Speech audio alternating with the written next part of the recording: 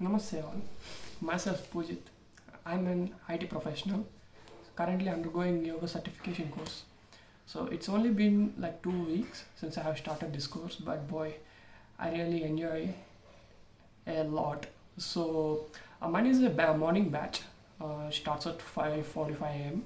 and I'm not a morning person actually. So when joining this course, I was a bit skeptical on joining because I used to take yoga classes in fifth grade.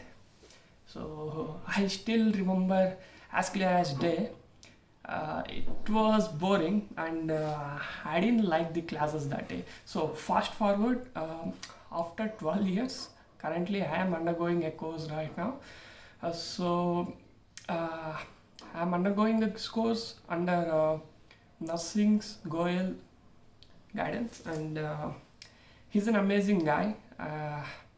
It is because of him I'm currently enjoying the yoga, and apart of few emergencies, I don't usually wake early in the morning, but now I'm looking forward to doing yoga because every day, every time, he'll be teaching something new. I mean, no 2 days will be the same, and the asanas are awesome.